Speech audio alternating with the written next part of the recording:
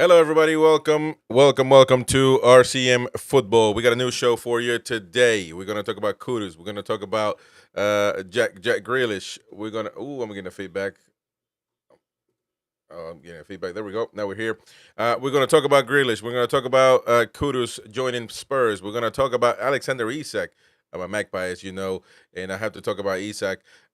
He's been wanted, and he's going to be wanted, and that's kind of the conversation that we're going to always have with Alexander Isak. We're waiting for the mighty wind to join us so we can discuss all things Premier League. There you go. There's the mighty twat in the building. How's it going, mate? Very The good, chat man. is flowing. So we're going to talk about Premier League, of course. It looks like Mbeumo to Man United. It is very much agreed and almost a done deal. Thank you, everybody, joining us. This is part of the NUFC Talk TV family channel. This is our channel, our sister channel. So please join us. We're going to bring you content. Subscribe, hit the like button. Join us every time. Stay tuned to it because we're going to do more and more stuff. We're going to try to bring you also a live match every weekend, maybe the most important match. We got to see. Mighty Wins being a bit dodgy with this negotiating. He doesn't, he wants to. Not interested. He's he wants the Ekitike, man. He wants like 70 million pounds to Newcastle join all this. the way. But we're going to talk about that, of course. But there is a breaking news that I just happened to stumble upon, and it looks like Victor Gyökeres to Arsenal are getting the deal finalized. So that's pretty much coming up right now as we speak. Strikers are being sought out. Actually, always strikers are really the rare commodity, part of that rare group that everybody wants. That's why people want Isak so much. Liverpool, Arsenal. Arsenal actually tuned down the rhetoric when it comes to Isak. Now it became Liverpool. And actually, there's a rumor out there that Al Hilal might be interested in Alexander Isak. I think you might have spoke on it, which I think would be a try. It's not going to happen, obviously, but it would just be. I don't see even how this is in any of interest of our owners, PIF. You want to have a word on that? If a Saudi club come in and break the bank to buy Isak by giving him £600,000 a week and paying us whatever they want to pay us, obviously we could argue we want 200 million. So that would help our PSR Our revenue. I saw a good friend Pete Davey from the Loaded Mag. He said a 350 million a pound loan deal. Obviously with him coming back. So I mean that's all. I don't know. I think that rumor came out of the blue. But ladies and gents, Victor Gyökeres. Let's see what Sky Sports is reporting right now. Okay, so Gary has wrapped up Tottenham. What about? Come on now, play. We ain't got time for internet delays. Okay, so Gary has wrapped up Tottenham. What about? Well, that's getting started. But anyway, they're saying that Arsenal is still finalizing the deal to sign Victor Gyökeres. The clubs reached an agreement over a fixed £55 million on a deal on Sunday, with Arsenal being expected to pay $8.5 million in add-ons. And negotiations this week have been around conditions of bonus payments, etc. It looks like Gyökeres wants to come to the Premier League, wants to join Arsenal, and he's actually not wanting to train. And there's a lot of rumors about that. But also, he is one of the few strikers, I guess, that are being talked about as far as not elite, maybe, but maybe to become that, along with Mbeumo, I guess you can say, one of those forwards. Isak, certainly. Nobody talks about Haaland because he's certainly not going to be nobody's going to get him. He's signed up for 10 years. Yeah. So Victor Gyökeres, man, he's always been about Arsenal.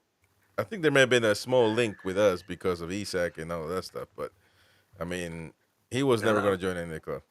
Well, I don't know. I mean, you can imagine joining Alanga and Isak at the tune. Yeah, but do you really believe We'll have an IKEA front line. Well, that's your optimism that you've been known for, but at this point, No, there's no that ain't going to happen. No. I mean, Arsenal are going out and finally, it would appear, going to be buying a striker, which is what all of their fans have been begging for the last sort of 4 or 5 windows since Arteta fell out with Aubameyang. Yeah. You know, Which we could have too, by the way, a long time ago. Which what? Sorry, We could have had him a long time ago. Remember?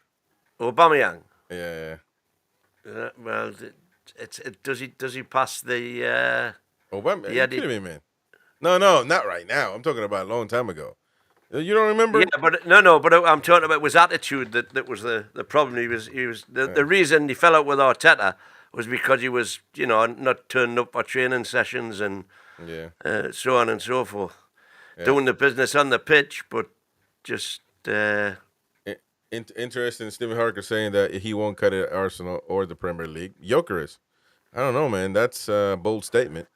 Well, we need to see it because, as I say, what I would love to see happen now is if Ekitike does, in fact, this is a neutral channel. You realize that, right? We Go to got Liverpool Liverpool. fans. We got Liverpool fans, man. We got Liverpool fans who's been. well, Liverpool fans should be very happy because they've gazumped us. They've got their man, and good luck. If I was a Liverpool fan, I'd be delighted. And I agree with what Gary was saying. By the way, that I've seen Newcastle fans says we're not gonna sing "You Never Walk Alone." Blah blah blah. Has nothing to do with that, man. Fans on X, fans on social media have nothing to do. Come on, don't be ridiculous. Let's not make a fool out of ourselves and our own turf, please. I honestly don't think that'll happen. Yeah. Well, he's already tried. Chris, this is Steven. We're talking about Gyökeres, or are you talking about Aubameyang? But not Gyökeres. Gyökeres never been in the Premier League. I don't think so. Did he play for? No, Coventry? Gyökeres was at Coventry. Yeah, Coventry, but it was English football. In I the guess you could say. Championship. But anyways, now David Ornstein. There's a competition now, Mighty Wayne, in football that forget Messi and Ronaldo, man. They're talking about Ornstein and Romano. Who's the greatest of all time when it comes to transfer? I don't have Ornstein being that accurate. I mean, he's accurate, but Romano certainly has a huge... I don't have Romano. I take everything that they all say with a massive pinch of salt. And the only bloke that I if anybody can show me any duds that have been there, get them on the table. But Craig Hope is my go-to guy. Craig Hope. Yeah, we're talking about football, man. Worldwide football, not Craig Hope is only Newcastle, man, which I trust Craig Hope, by the way. I do. But with any other club, there will be journalists who are specifically interested in that club. So in Liverpool will be the Echo, Leeds, Yorkshire Post, whoever those correspondents are, they will be the guys with the most information, the inside information. Yeah. And everybody else is just click, clickbait. But again, I keep repeating this because people always want to say, well, I don't trust this guy, I trust this guy. These are people. They're not superhumans. They're just people that work for big companies. And when you work for a big company, you have the luxury of having really reliable sources. That's it. You've got access. You got access. That's it. If they get fired and start their own YouTube channel, I'm sure they're going to still have their sources. I guess you make friends, you have contacts on your phone, but that is the difference between a journalist that's just starting up and somebody that's working for the Daily Mail. Whether you like to agree with what they do or not, we're talking football here, and they have access. It's plain and simple. Now, David Ornstein is saying the exclusive today. It was about 6:30 in the morning for me, which is basically midday for you, mid 12:30 for you p.m. Says that Manchester United have reached an agreement with Brentford to sign Bryan Mbeumo. Deal between clubs struck the £65 million guaranteed, plus up to $6 million in add-ons, 4 installments. 26-year-old forward only wanted Man United, and move from Brentford now being finalized, according to The Athletic and David Ornstein. People making fun of Man United right now because of they're paying over 70 million euros or 70 million pounds, over 70 million pounds. The whole thing is obviously over 70 million, but I don't have an issue with that. I mean, I think Bryan Mbeumo is worth every bit of 71 million. I guess this is what it's saying. You're muted. It'll certainly make them a better team than they are without him. No doubt in my mind at all about that. But how good can Man United be? See, that's the problem. When the team is not good, changing the forward ain't going to do nothing. You got to have football in the middle. Bruno Fernandes is a good player. I don't care what people say, but he can be a I little bit agree of with a you. little bit of a brat, but that's what it is. And some people can say anything about our Bruno, but I was hearing y'all talk about on NUFC Talk TV about how people flop all the time. Well, Bruno does that all the time. Nobody complains about it. Yeah, exactly. So If he's doing it for you, it's fine. If he's doing it for someone else, yeah, he's a twat. so. But I just don't think that fixes the team itself, though, man. Man United. I think No, they've got defensive issues certainly. Uh, let's see what their super manager can do. I don't. He's not doing a very good job so far. Well, you can say he hasn't had time, but how do you think? What do you think about the management of Garnacho, for example? He's pretty much said that Garnacho is not going to be part of anything. A young kid that And has the some same with Rashford. same thing for Rashford. All the rejects are training together. Garnacho, Rashford, Sancho, and then there's another one they're all four training together. And but the problem with Sancho is that he just doesn't want to get paid less, and he'll never find a club like that. He'll never find a club. That's right. Who can blame him? No, yeah, but I guess if you don't, that's fine. But your football career is done because you're going to be training with the reserves, and after your contract is up, you better save your money and invest it because you're not going to see a football club interested in somebody that hasn't played or been active for a couple of seasons, which is so that and that was my issue with when you were talking about Newcastle and you said that we don't have our salary cap is lower. Yeah, but that is you got to put things into perspective in context. They're overpaid for players that are worthless. Yeah, And you can argue Rashford is not part of that, but Sancho is 25, and his contract currently takes him to June 26. So he's got a year to go. Okay, yeah.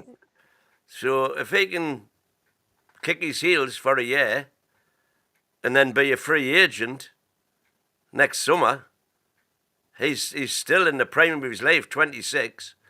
And if he can do what certainly everybody thought he was capable of doing when Man United signed him, he's still got a lot of his career in front of him, and he's got a lot more millions in the bank.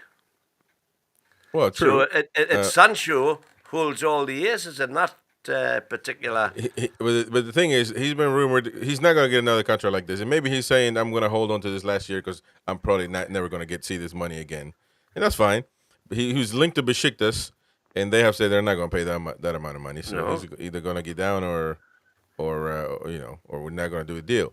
But he's linked over. Like I say, he's probably thinking, I don't give a toss. I'll just fanny about in the reserves and do my training with the reserves at 300 grand a week, and then come next June I go for free. At the minute Chelsea were being asked for £25 million for him. They're going to get him for free next season. Yeah, there was a Dominican player that played for Real Madrid in a couple of years back, and he was signed to like 300,000 something crazy. It was Mariano. He was signed to some crazy wages, almost 400,000 for no reason, basically. A lot of money, and he said, "Screw it, I'm never going to see this money again." So he kept, and they didn't want him. I think he had like 2 or 3 seasons left. So they kept loaning him out to Valencia, to places here and there. He would not leave Real Madrid. He had offers to go for less money. He would never leave. And I guess that's one way of looking at it. It's easy for us to say you need to relinquish your contract, but with that kind of money that you can save your life in your future generations, it's kind of difficult. But in Mbeumo, Man United fans are going through what we went through right now, which is they complain about the lack of signings, the lack of getting deals done, the speed of how getting deals done, and now they're saying that we got the Mbeumo deal done because we went for Wissa, or Newcastle United are through the interest of Wissa, and Brentford said we're selling one, but not both, and so they went in heavily on Mbeumo, which I think 71 million is not a lot of money for Mbeumo. I think it's the right money for Mbeumo, should we say? And so, but they still are not, man. What's going on with Man United? They are far from the club, and they still got pull, as you said. They got a lot of pull, but they are nowhere near the club that they presume they should, where their fans think they should be at. We've also heard that a lot of their sponsors, whose contract was coming to a close this season, are not prepared to pay the same sort of money for that sponsorship that they were when it was originally taken on. So their revenue, which is what's been able to keep them going, which is what's been able to finance the debt that they're in, because I think it's something like, the last time I looked, I think it was £140 million a year. It's criminal. It costs them to finance the debt. Yeah.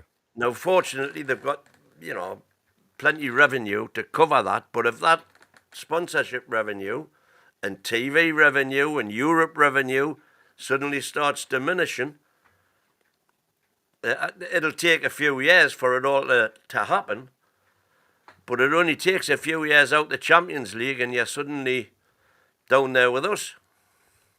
Well, and that's the problem that they're facing at the moment, which is, it's kind of weird to say we're in the same boat. I mean, they still got a lot of things going for them as far as they can say, well, we're going to do this deal. We still got our brand. We're kind of working on ours, building ours. And the brand is massive, absolutely huge. It is beyond our dreams at the minute. But it also, Man City have shown, especially in this digital age, and Chelsea did before them, that success can have an instant effect on global recognition. True. So, Man City at one point, I believe, last season actually passed Real Madrid in terms of revenue. I think they've just dipped below them again now, but the Man City have gone above Man United globally. And who would have thought that 10 years ago? Who would have thought it possible for Man City to outgrow Man United? It would have been unthinkable. So don't count us out. Don't count us out. Exactly. Don't count anybody out. Because no. What it needs is success on the pitch. That's what grows the brand. That's the bottom line. Well, I agree with that 100%. So let's move on to the next one. Then we'll see what happens with Man United. Let us know in the comment section. Man U says, Ronald, it's 15 billion. Well, that's a lot of money. Stephen Harger says the attitude on Sancho is terrible. Yeah, I have not heard a lot about Rashford's attitude, to be honest. So that's something to take in consideration. I think that will benefit him in a good way. I think Aston Villa just didn't want to pay the wages, which is fair enough. And Juventus, I think, are now in for him. And Juventus might be. And listen, just like that, he's getting around in different massive clubs. So there you go. My lovely wife giving me some well-deserved American breakfast. Let's go with, and then I'll devour that after the show, of course. As we see right there, follow us on RCM Network, Football Network, at RCM Football Net on X, and we post the news every day as well as NUFC Talk TV if you're a Newcastle fan, so follow us on X. Kudus, it looks like it's a done deal. It is, actually. They signed the Ghanaian forward Mohammed Kudus for West Ham for around £55 million on a 6-year contract. What do you make of Mr. Kudus? Good talent. I think he can be a loose screw, though. I like Kudus because he can dribble. But at the end of the day, any winger can only be judged on the output. Goals and assists. That's what they're there for. Wingers are there for goals and assists. Right. And last season, albeit in you could argue, a poor team, those numbers weren't there. When you consider we got a Langa for the same I don't know what that. Let's just see if I can quickly get. Elanga's about 55, yeah. I think it's about Elanga's 55. No, but I'm talking about the goals and assists last season. Well, I would say Elanga has been and Elanga had more contributions to goals and assists than Kudus, but Kudus is, I mean, well, he is a left wing, and he can be a forward as well. He could have gone to a lot of clubs, by the way, but not a lot of interest, to be honest. I mean, you can say Liverpool needed a striker. If they got Nunez, can we say that Kudus is better than Nunez? I mean, probably so. Or at least the last season, proven. Nunez has had some blunders, man. Even Newcastle, they need a striker. Why couldn't they go for Kudus for 55 million? That's a lot cheaper than Ekitike for almost 100. That was the release clause was 100. What other clubs need a striker? I think everybody needs a striker nowadays, to be honest. Chelsea. Chelsea don't like Nico Jackson. The fans don't like him. He has underperformed. So Chelsea could use a forward. Why not? Why the lack of interest in Kudus? He's talked about, but not talked about enough. Spurs went and got him for 55. I wonder if his not attitude. I don't know about attitude in the locker room, but attitude on the pitch. I think what Kudus gives you for me is a much better option when you're playing lower block, because he can beat a man with skill, trickery. Mm-hmm. He's got a trick in his locker, whereas Elanga, by and large, has to beat a man with pure pace. There's got to be space behind the defender for him to beat. When you're playing lower block, you want somebody who can, dribble around them and get the ball in, either with a shot or with a cross. Yeah. And I think Chelsea have missed a trick by selling Madueke to Arsenal. Noni Madueke, who also been linked to, and yeah, I do agree. I actually rate Madueke, and he had a decent season for Chelsea, I thought. I mean, he did for the games he played, yeah. So I think a lot of the Arsenal fans, the Arsenal channels that I've been watching, they've been up in arms about buying sloppy seconds off Chelsea again. But I think he could be tremendous for them.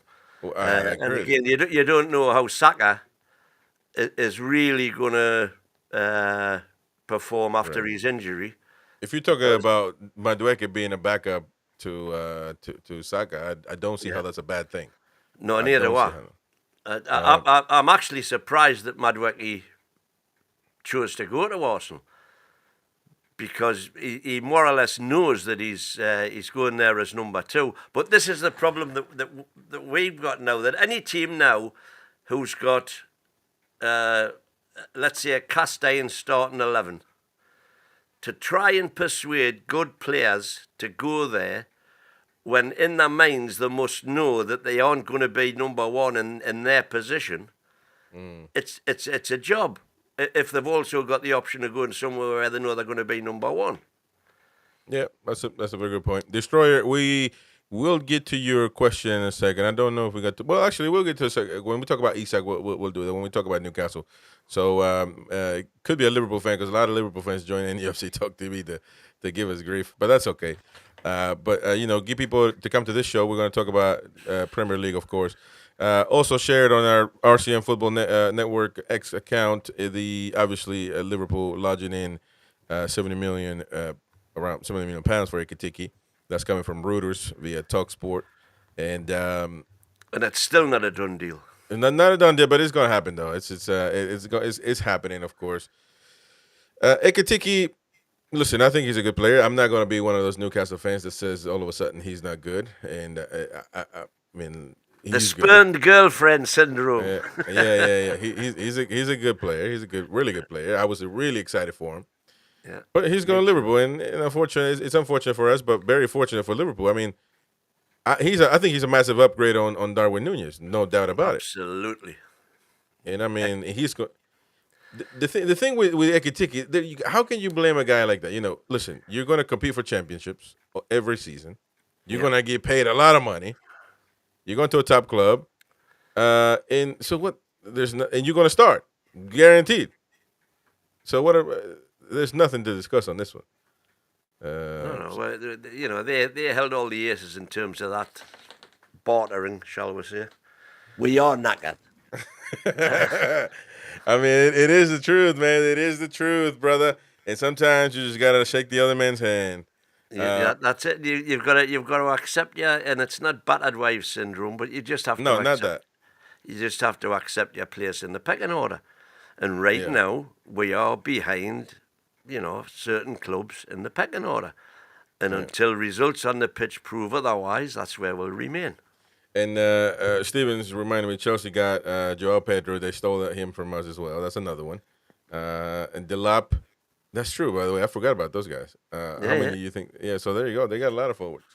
Yeah, very interesting. Going on to some other news, Arsenal are aiming for Palhinha, the Portuguese player who was played at Fulham once upon a time and now went to Bayern Munich. And Arsenal trying to do a lot of moves, man. They're now linked with also Liverpool, Rodrigo, Gyökeres. I think I might have read Sesko. that Sesko. I think I might have read that Rodrigo was down, was off actually, but Sesko, that's another one, and Palhinha in the midfield. That would be proper signing. I like Palhinha. We were linked with Palhinha a couple seasons ago as well, from Yeah, I Fulham like when he was in Bellingham. Fulham. Indeed. So yeah, according to the Bavarian Football Works News 19. By the way, when we post anything, we put the source down there so you can know where it's coming from. So they're in advanced talks to sign Joao Palhinha. So I don't know. I mean, here's the thing though with Arsenal, they make a lot of moves, or they attempt a lot of moves, but at the end of it, it's always it's like never enough to win the league. No, And because so now you got to question the manager. Arteta, exactly. You've hit the nail on the head. He's had all the money in the world to spend, and still can't produce a winning team. He needs some Viagra to get past the semi-stage. Yeah, something's going on there. Something's going on there. Let's talk about Newcastle for a And second. I think Arteta's main problem, I think, is that he's too conservative. He's more concerned in not getting beat than he is with winning. Well, that's And troublesome. and when you that in any club, a manager's disposition gets transmitted to his players. I would agree. And Listen, I think that's one of Arsenal's major problems. when you got players like the ones they sign, you can't really be like that, in my opinion. You've got to say, go and do your stuff. The story, do you think Newcastle can compete having 2 games a week, UCL, Premier League this time around? More, actually, Carabao Cup, FA Cup, and all that stuff. But at this moment, I think the amount of games is it's not gonna be good for us because we haven't No, implemented. I completely agree. It's the same with any team that gets into Europe with a small squad, which is what we have got. So I'll answer that question better on the 2nd of September when we see who we've brought in. And that applies to every club. You know, you can judge it when the window is shut and, right, this is what we're going with. Will any club, not just Newcastle, you know, Villa struggled last season with the 2 games this season in the Champions League. Chelsea were able to rotate their full squad virtually for the Conference League games till the very later stages. You can't do that in the Champions League, because if you do that in the Champions League, you'll not get through to the next round. Yep. And so they're going to have problems with their fancy badge on their shirts. That's very true. And speaking of Liverpool and Newcastle, Transfer News Lives and via TalkSport are announcing that Liverpool could go back in for Newcastle United's Anthony Gordon if they cash in on Luis Diaz this summer. And Luis Diaz has been linked to, Bayern Munich wanted him. I don't think he said he wants to go to Spain. So I don't know.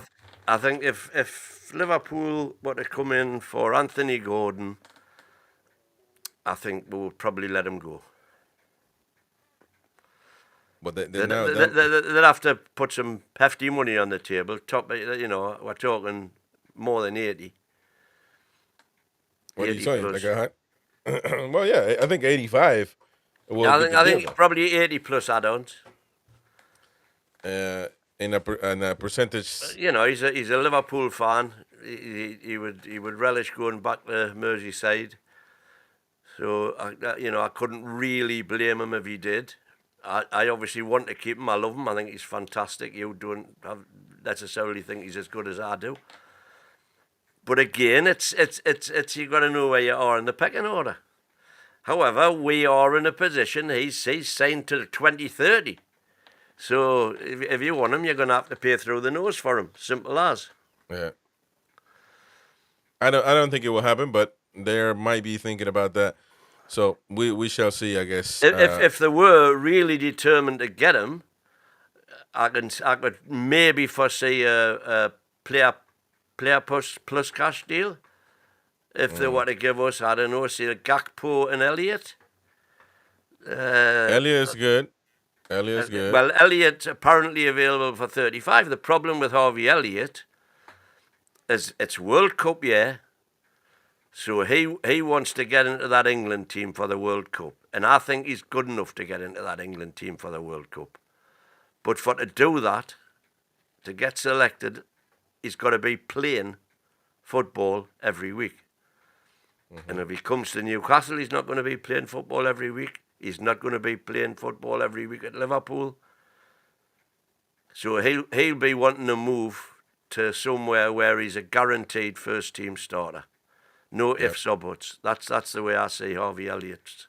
If I was him, that's certainly what I would be thinking. I would rather go to a lesser team where, apart from anything else, I'll be able to shine brighter. And but the team has to do something. You can't just go to any team and then expect, because there's always a good player in a bad team. I'm talking about Crystal Palace now, for example. They've got money in the bank, and he if they sell Eze to Arsenal, they're in a position to go and pay 40 million for 40 million for Harvey Elliott, and I think he'd be a great signing for Palace. If I was in charge of Palace, I'd be looking to get Conor Gallagher as well. Get Conor Gallagher from Atletico, get Harvey Elliott from Liverpool. It'd be a fantastic summer for them, albeit they've lost Eze. And potentially Gay. I don't know. Again, the Gay saga, it's gone very quiet. On all sides. On all sides. Can Liverpool now afford him? If they're paying this big money, they've paid 116 million for Wirtz.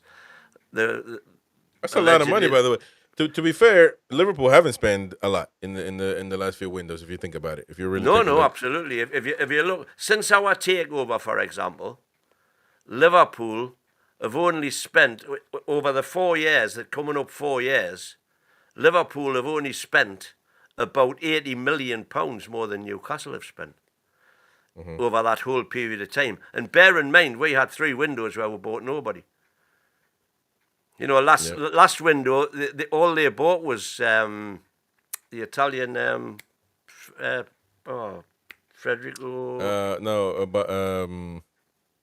We were linked with him, but he didn't even play. Yeah, we were linked with him as well. 10 million they got him for. I forgot his name. Federico something. Matter with it. Dear me. Federico Linguini. Anyways, no, it's not Barella. It's not fucking hell. I forgot. But anyways, let's go with the next news until we remember. Chiesa. Yeah, Federico Chiesa. There you go. So let's talk about. He's barely got a kick since he went there. Yeah, that's true. Let's talk about Chelsea quickly. Chelsea £80 million bid blocked for Rodgers, Morgan Rodgers. They're pushing on a heavy £80 million offer for Aston Villa. I don't understand. Let me see. But Villa remain firm, seeing him as a part of their core under Emery. $80 million. You turning down for $80 million? I don't know, man. This is according to TalkSport and News 20. So that is a lot of money to turn down for Morgan Rodgers. I think he's probably worth that. He's worth all. If I was a Villa fan, I wouldn't be thinking about selling him for any less than that. Well, but he's not. I think that Gordon is probably better. Well, they're different positions, but I don't know. If you were to offer me a straight swap Morgan Rodgers for Anthony Gordon, and I love Anthony Gordon, as you know, I'd be certainly tempted. Yeah. No, good player. But how many players at Chelsea? Did you see the ex tweet thing with the new Chelsea team bus? No, no, no. As you would say, a 4-story bus. A 4-story A bus, man. 4-story bus with players hanging on the Well, edge all over the they got rid of Madueke. Now it comes to who else do they have? They have Chris reckons a double-decker bus is a 2-story bus. a 2-story bus, man. Who else did they got? Sterling in there, but they're not gonna, they're not gonna play. Actually, Sterling isn't he going to Man United? I think there was linked. Sterling's at Arsenal. On a loan, but he didn't even buy him, did they? Yeah, they bought him. I'm sure they bought him. He was on a loan, man. No. Take a look at it. He was on a loan deal over there, I'm sure. But anyway, Morgan Rogers of Chelsea. What do you think? Let me know in the comment section below. Also, Tottenham are eyeing Elliott and Harvey Elliott. Oh, yes, yeah, you're right. He was just on loan. Exactly. That's right, but they were paying his full wages, weren't they? So Paying 50 grand a week or something. Here's an interesting thing right here, because this says Tottenham eyeing Elliott switch. They're rumored to open talks with Liverpool midfielder Harvey Elliott as an alternative signing for Morgan Gibbs-White, but Morgan Gibbs-White is not. Well, I don't know what's going to happen with him, because that's a saga in itself, isn't it? Well, he's not going to sign for Spurs, Gibbs-White. I don't think so. I mean, if Forrest is pissed off about it, I mean, there's nothing you can do. The guy's under contract, and he probably not going to give you his 100%, and that's not good either. I'm saying you've got to let him go, and it's all a question of money then. The Forest fans have already washed their hands of him. But it's because he's pushing. Is he pushing the move then? Yeah. You got Wolfie on Forest fans TV, who's he's no one to me. He's nobody to me. That's the thing with these players, man. They gotta understand, because if the deal doesn't go through, then you gotta stay. Why would you? You gotta do the Mark Gahey, which is saying nothing. And again, this comes down to player attitude. And you don't want to be signing players other than players like Mark Gahey, who have the absolutely right attitude. And look, sort it out between yourselves. I'm just going to go on the pitch and do me thing and do it well. And that's exactly what Mark Gahey's done throughout the whole of last season. Look, he's helped Palace win their first trophy ever. Fantastic. And power to his elbow. Power to his elbow. Now, Harvey Elliott to Tottenham, well, I don't know. He's a good, talented player, so. Well, I think an attacking midfield of Maddison and Elliott could be out of between Man U and Spurs. I fancy Spurs to get back up into the race for Europe more than I fancy Man United to do. Well, yeah, that of course, I agree with that. So. Now, out of the teams that you could expect, apart from the obvious candidates, if you're looking at the likes of West Ham, big club, Man United, Spurs, even Leeds to a degree, big clubs who are wanting to get up into the challenging for Europe. I think the signings that Spurs are making right now gives them the edge for me. West Ham is going to be an interesting thing, because I don't think they're doing they're going to be doing too great. West Ham look to be floundering badly. The reason why there was not this is why I would have loved for us to just tested the water with Bowen and just say, look, there's 120 million, take it. Well, we're not doing 120 million. Get out of here, man. They're crazy. Probably would do 70 million. That's about it. No, he's Bowen's worth as much to West Ham as Isaac's worth to us. Yeah, but that that has nothing to do with it though. It's about what the player's worth in the world. What he can do in the world, not West Ham. Well, it's like saying what's his name? The Leicester striker. That Vardy. just left. Vardy is an idol at Leicester. Doesn't mean that he's worth a dime right now. So I don't know. Vardy. If Vardy was a bit of a shearer, if Vardy had left Leicester when he had the chance to, for record money, when Leicester won the league, he could have had as many medals as Kante's got. Who else left at the time? Kante left. They lost some of their big players. Just me. Yeah, well, they lost everybody. They lost everybody really, other than him. The main players are the one that went to Mahrez, City. of course. Mahrez. Mahrez went to City. Yeah. Yeah. Two quality players that they had. It was them two, along with Vardy, that actually enabled Leicester to win that league. And look what Mahrez has gone on to win. Look what Kante's gone on to win. If Vardy had left then, but he stuck with him, loyalty, power to his elbow. But, he ended up getting relegated with him. They're back now. All right, but but they're not. Well, yeah, they're back. Leeds. This is going to be interesting. Hopefully, Leeds stays, but we shall see. Grealish, quickly on Grealish, because he's obviously training separately from Man City's first team. They're trying to loan him. They're trying to transfer him. West Ham, Everton, Napoli circling around, but not a lot of Mr. Grealish, who once was a sought-out player. It wouldn't surprise me if Grealish went to West Ham. Well, that could be interesting. And I think Potter might be able to do something with him. Because let's face it, when City paid £100 million for Grealish, he was one hell of a player. And unfortunately, Pep Ball doesn't suit him. Although he was massively influential in the quad season. But I think there's still a player there. A lot said about his off the field antics, but it never bothers me that really. You don't like the drinking, the partying? Well, no, I'm saying that as long as they're performing on the pitch, I couldn't give a toss what they get up to. I remember back in the day, the entertainers at Newcastle, they were all out every night. Well, they weren't. No, I know that, but that was another era, though, man. It was.